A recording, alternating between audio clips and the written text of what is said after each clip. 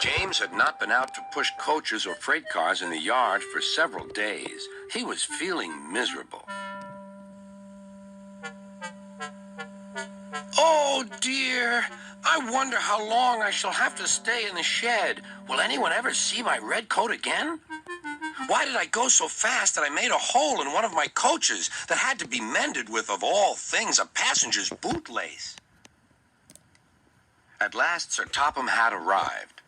I know you're sorry, James, and I know, too, that you want to be a useful engine. People are laughing at my railway, and I do not like that at all. I will try hard to do my best, said James. That's a good engine. There's nothing like determination. I want you to pull some freight cars for me. James was delighted and puffed away.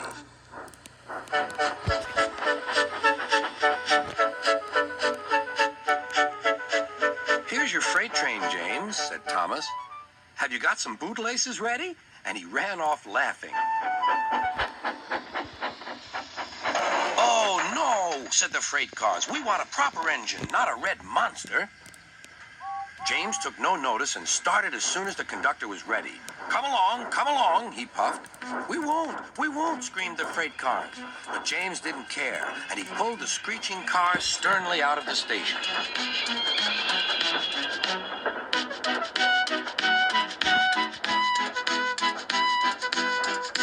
The cars tried hard to make him give up, but he still kept on.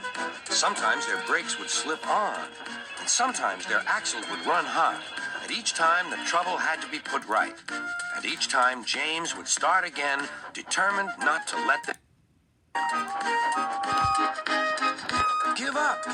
You can't pull us. You can, called the cars. I can and I will, puffed James. And slowly but surely he pulled them along the line. At last they saw Gordon's Hill. Look out for trouble, James, warned his driver. We'll go fast and get them up before they know it. Don't let them stop you. So James went faster. Soon they were halfway up. I'm doing it, he panted. Will the top never come? Then, with a sudden jerk, it all came easier. I've done it. Hooray! It's easy now. But his driver shut off steam. They've done it again. We've left our tail behind. Look. The last cars were running backwards down the hill. The coupling had snapped. But the conductor stopped the cars and got out to warn approaching engines. That's why it was easy, said James, as he backed the other cars carefully down. What silly things freight cars are. There might have been an accident. Should I help you, James? Called Edward.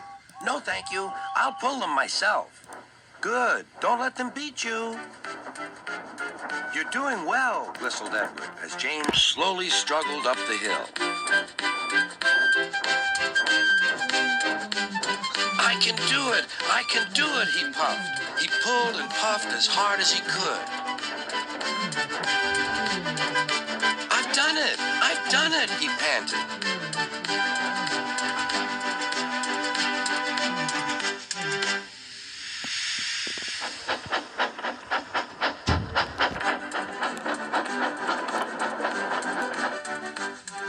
James was resting in the yard when Edward pulled up.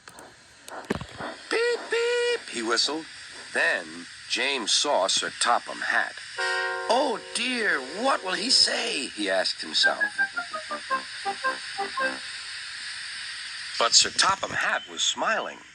I was in Edward's train, and I saw everything. You've made the most troublesome train on the line behave.